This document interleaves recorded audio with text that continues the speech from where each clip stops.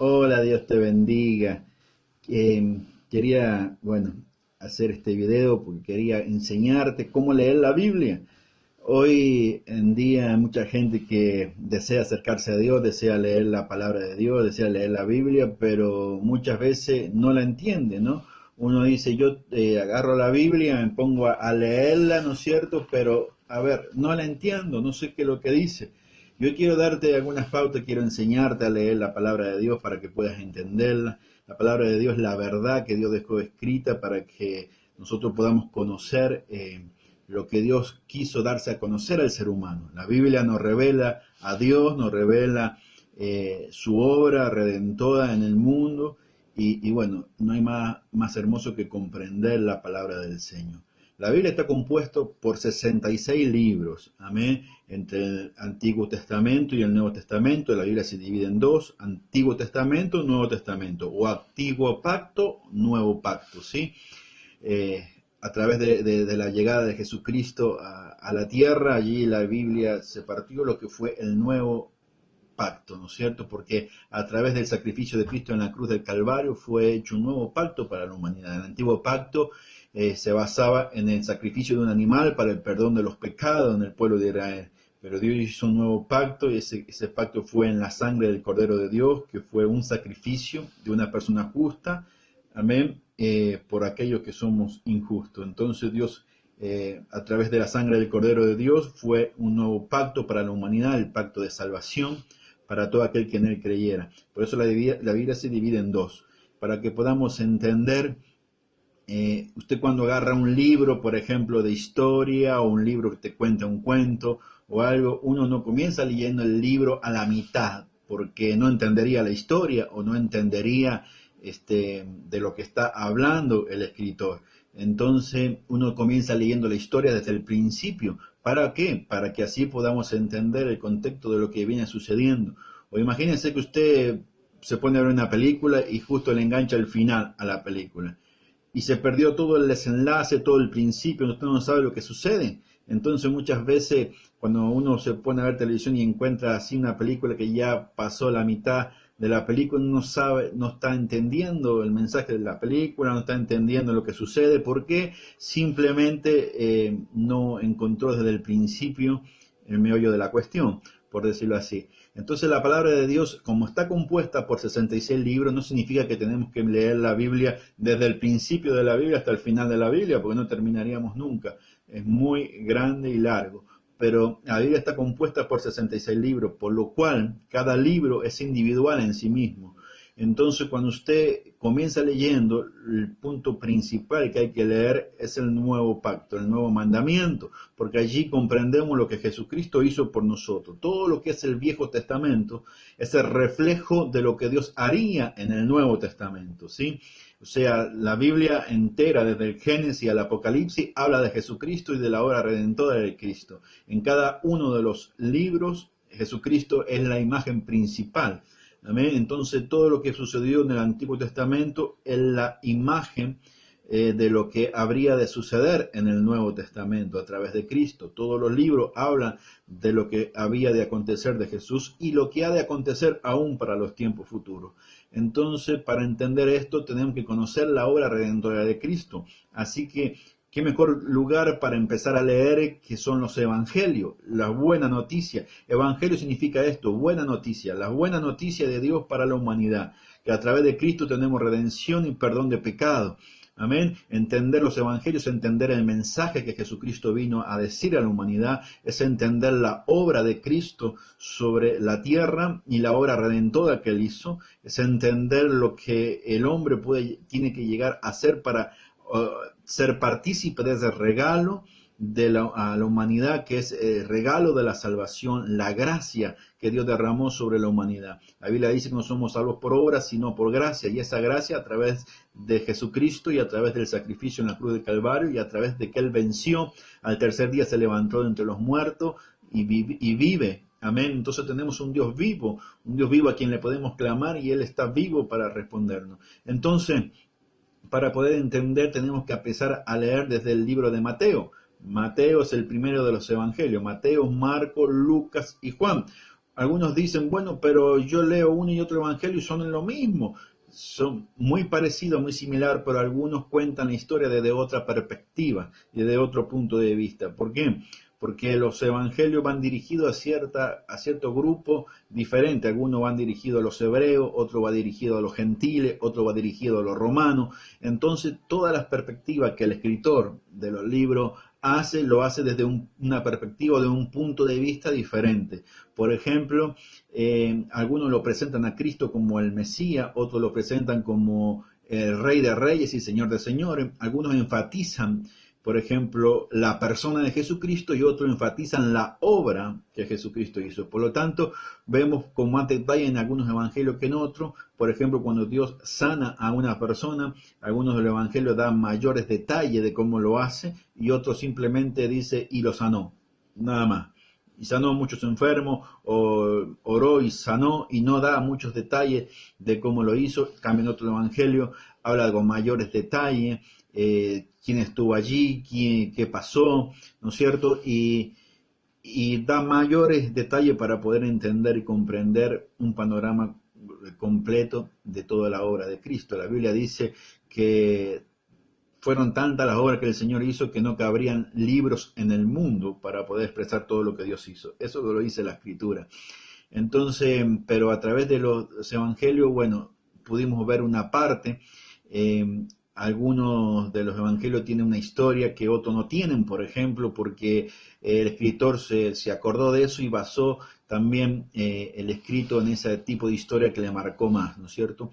De los evangelios hubieron dos que fueron discípulos directos del Señor, que es Mateo y Juan, y hubieron dos que no fueron discípulos directos, sino que fueron después discípulos, después que el Señor partió, ¿no es cierto? Y ellos se hicieron discípulos a través de la predicación de los apóstoles, como lo que es Marco y lo que es Lucas, ¿no es cierto? Lucas era un médico y él era le gustaba indagar en lo que era la historia, por lo tanto vemos que el libro de Lucas tiene muchos relatos y sucesos de Cristo en su niñez que otros evangelios no lo enfatizan, ¿no es cierto?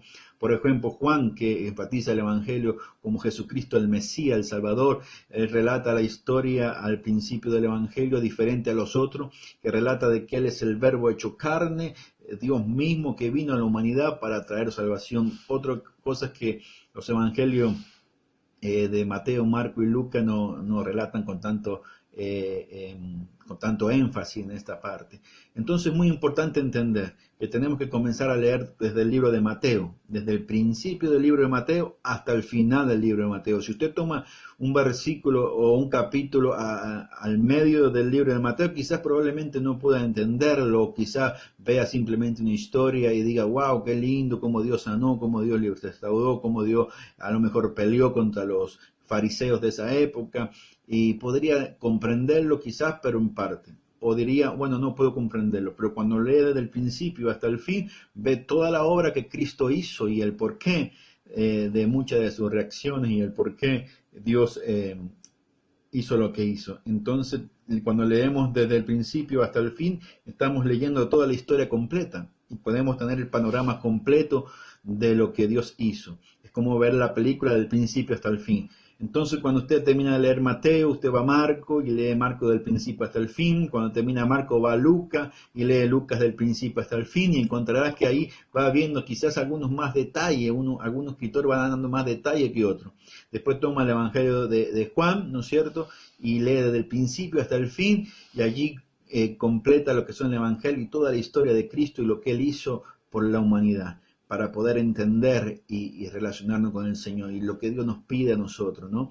Y después tenemos el libro de los Hechos, amén, el libro de los Hechos de la iglesia primitiva, lo que Dios hizo, cómo Dios se movió a través de la iglesia y cómo debería ser la iglesia actual. La iglesia actual debería ser como la iglesia de los Hechos, donde sucedieron milagros, prodigios y maravillas. Si bien la iglesia tenía un detalle, que tenía persecución, actualmente hay países que hay persecución para la predicación del Evangelio y hay países que no existe la persecución, amén, porque, bueno, tenemos libertad de culto, ¿no es cierto? Por el momento, tenemos libertad de culto y podemos no tener esa persecución como tenía en el libro de los Hechos, pero el libro de los Hechos relata todo lo que Dios hacía y cómo Dios se movía a través de los apóstoles. Y esto nos marca cómo debería ser la verdadera iglesia del Señor y cómo debería estar actuando la iglesia en medio de la sociedad, en medio de este tiempo y lo que Dios estaría haciendo. Los milagros no se han frenado, los milagros siguen sucediendo hoy en día, lo vemos cotidianamente en gente que es sanada de diferentes situaciones,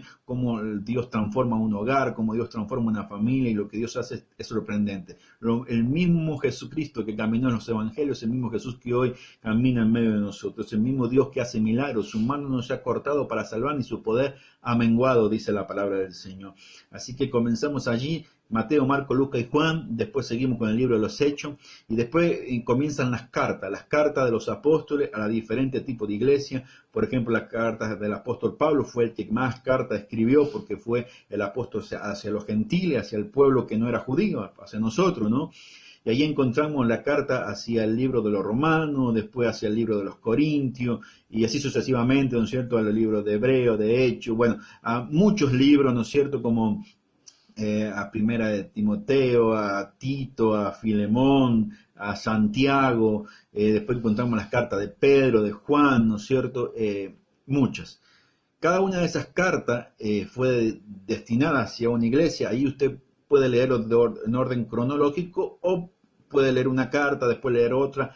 Eso no hace falta leerlo de un orden cronológico porque lo cronológico es Mateo, Marco, Lucas y Juan y el libro de Hechos. Y después de allí, cada una de las cartas son individuales en sí mismos, no es que va una unida a otra, sino que son individuales, ¿sí? Ahí encontramos también, por ejemplo, primera de Corintios y segunda de Corintios, o sea, primera carta a los Corintios y la segunda carta a los Corintios. Podemos ver los problemas que habían en la iglesia y la solución que los siervos de Dios, los apóstoles, planteaban para ese momento.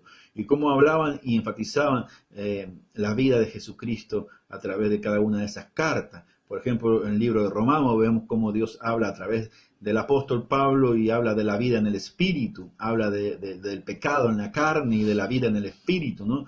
Y bueno, y así va enfatizando, usted va leyendo también cada una de estas cartas, como cualquier carta. Si usted toma una carta que le manda un familiar o a alguien, usted no va a empezar a leer la carta desde el final. Usted va a leer la carta desde el principio para entender el mensaje de lo que el escritor quiere transmitir al oyente o a la iglesia, ¿no es cierto? Por lo tanto, para poder entender el mensaje, debo comenzar a leer la carta desde el principio de la carta hasta el final de la carta para entender lo que el escritor está expresando. Si bien cuando uno predica a veces toma un solo pasaje, un versículo o un capítulo de alguna de las cartas, pero es porque tiene en cuenta, porque ya conoce la carta completa, lo que Dios quiere hablar, conoce el contexto del Evangelio, conoce el contexto de la Escritura, entonces puede dar un mensaje detallado con respecto a cada línea, a cada mensaje, a cada capítulo, a cada versículo de la Escritura. Si ven, la palabra del Señor fue escrita en 3 idiomas originales, que fue el hebreo, el arameo y el griego, ¿no? El Antiguo Testamento está escrito en hebreo y en arameo, y el Nuevo Testamento está escrito en su mayoría en griego y con algunas pequeñas partes en arameo, ¿no? Porque Alejandro Magno en aquel entonces decretó que todo el mundo debía conocer la lengua griega. Por eso, cuando los discípulos vinieron, ya todo el mundo tenía el contexto de la lengua griega. Entonces, la mayoría de las partes del Nuevo Testamento fue escrito en griego, con algunas partes en arameo. Entonces, de ahí provienen, o sea, la Biblia es una sola, de ahí provienen muchas traducciones. Hay traducciones con un lenguaje más habituado a nuestro tiempo contemporáneo. Hay traducciones con a lo mejor algún lenguaje un poco más de otros tiempos. Entonces, para que uno pueda ir comprendiendo la escritura, podría buscar una traducción que vaya acorde al entendimiento de cada uno, ¿no es cierto? Más moderna o no, pero tenemos que entender que el lenguaje que antes se usaba era muy distinto al lenguaje que hoy usamos. Entonces, la Biblia es una sola, traducción hay mucha. En el momento en que la Biblia fue traducida, muchas veces el escritor o el traductor pudo haber interpretado mal una palabra y pudo haberla traducido incluso mal. Y cuando una palabra se traduce mal, todo el contexto cambia también.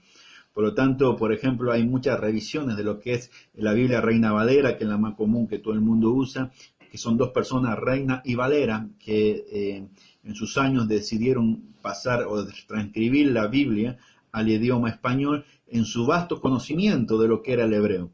Entonces también, bueno, cometieron quizás algunos errores en la escritura y por eso hay muchas revisiones a lo largo de la historia donde se vuelven a corregir muchos errores. Una de las Biblias también, la Biblia iberoamericana, fue una Biblia que digamos que se tradujo desde el principio nuevamente toda la escritura. Después tenemos la Biblia Dios habla hoy, que es una Biblia con una versión más contemporánea. Es lindo entender cuando leemos la Biblia, poder tener varias versiones de la Biblia para poder entender, comparar entre una y otra, para entender bien el mensaje de lo que se quiere expresar o decir. Entonces, usted lea la carta desde el principio hasta el fin para entender el mensaje. Después que leyó la carta, puede tomar cualquier pasaje de la escritura para poder acoplarlo a su vida personal o entender lo que Dios quiera decir. Pero hay una ley en lo que es la homilética, que es el arte de la interpretación de la escritura, que dice que un texto fuera de contexto se convierte en un pretexto. O sea, que si yo tomo un texto y no conozco el contexto de lo que el escritor está hablando, ¿no es cierto? No me he puesto a leer el contexto, simplemente tomo un texto para querer interpretarme de forma personal, es muy probable que lo malinterprete, es muy probable que lo saque del contexto y que sí se convierta en un pretexto para querer afirmar algo propio, ¿no? Pero no tenemos que entender el contexto y para entender el contexto tenemos que leer toda la carta completa, ¿sí? Así que leemos todas las cartas del Nuevo Testamento completa, ¿sí? El libro de Apocalipsis es un libro bastante complejo para poder leerlo, es un libro que tiene muchas profecías de los tiempos en que vivimos, de los tiempos que vendrán, ¿sí? Esto se compara y se acoteja con otros libros del Antiguo Testamento, como lo que es el libro de Ezequiel, el libro de Isaías, el libro de Jeremías también, y el libro de Daniel, que fueron algunos de los profetas, y otros profetas también tienen palabra que para los últimos tiempos también está. Pero el libro de Daniel y el libro de Ezequiel son los más puntuales, que se cotejan también junto con el libro de Apocalipsis. Amén. Y ahí tienen varias profecías de los últimos tiempos. No hay nada nuevo debajo del sol. La palabra profética más segura de las palabras escritas en la Biblia, más allá de que muchos profetas hablen o digan, ¿no es cierto? Todo está escrito en la palabra del Señor. Todo está escrito, no hay nada nuevo, no hay nadie que te pueda revelar algo que no fue escrito, ya está escrito. Amén, de lo que ha de acontecer. Dios se ocupó de que todo estuviera marcado en la palabra del Señor, que es su testamento. Amén. Y cielo y tierra pasarán, mas su palabra no pasará, dice la Escritura, sino que se cumplirá hasta la última tilde y hasta la última jota de la palabra del Señor. Entonces, para poder entender también lo que es el Antiguo Testamento, después de que usted ha leído el Nuevo Testamento, amén, usted puede empezar a leer lo que es el Antiguo Testamento. Y tenemos que entender que también están divididos en diferentes tipos de libros, ¿no es cierto? Algunos son históricos, ¿no es cierto?, donde cuenta la historia de ciertas personas. Por ejemplo, lo que es el Primera de Samuel, Segunda de Samuel, Primera de Reyes, Segunda de Reyes, habla de las crónicas de los reyes de Israel, cómo fueron, qué hicieron, sus obras. Amén. Todo esto nos ayuda a entender cómo Dios actúa, ¿no es cierto?, cuando alguien hace lo malo, cuando alguien hace lo bueno. Tenemos el libro de Job, un hombre que fue muy sufrido y cómo Dios bendijo la vida de Job. Tenemos el libro de los Salmos, que son libros de canciones, ¿no es cierto? Libros poéticos, como el libro ¿cómo se llama? De Cantar de los Cantares, ¿no es cierto? Uno de los libros que da mayores consejos para la vida también es el libro de Proverbios, ¿no? Y así sustantivamente. Después tenemos los libros proféticos como Isaías, Jeremías, Miquea, Malaquía, Osea, bueno, montones, profetas mayores, profetas menores, pero también tenemos lo que es los primeros 5 libros de la Biblia, que se llama Pentateuco, que son los primeros 5 libros que lo escribió, el autor de esos libros fue Moisés. Amén. Este libro comienza con el libro de Génesis, que significa principio. Este libro comienza contando la historia de la humanidad, la historia de la creación, la historia del pueblo de Israel como una nación, cómo Dios escogió a un pueblo, cómo Dios lo formó, cómo Dios fue obrando en cada uno de ellos, ¿no es cierto? Vemos varones de Dios que vivieron muchos años, algunos que caminaron con Dios y fueron traspuestos para no ver muerte. El libro de Génesis es un libro muy rico porque entendemos los principios de todas las cosas, ¿no? Después tenemos el libro de Éxodo, ¿no es cierto?, cuando Dios rescata al pueblo de Israel de la esclavitud de Egipto y cómo Dios obra poderosamente el exilio de Israel, el camino en el desierto, y podemos ir entendiendo a lo largo de la historia cómo Dios fue dando la ley para su pueblo de Israel y bueno, y para todo el mundo que quisiera hacer la ley en ese momento, ¿no es cierto?, pero específicamente para el pueblo de Israel. Después nosotros los que venimos y entramos en el tiempo de la gracia, bendito sea el Señor. La Biblia dice que no necesitamos obra para ser salvos, pero las obras que producimos son fruto de haber sido salvado por el Señor. Porque si yo soy salvo por Dios, tengo la fe, pero no produzco obra, entonces esa fe está vana y es muerta dentro de nosotros, no nos sirve de nada. Nosotros no somos salvos por las obras, pero las obras demuestran que hemos sido salvados. Amén.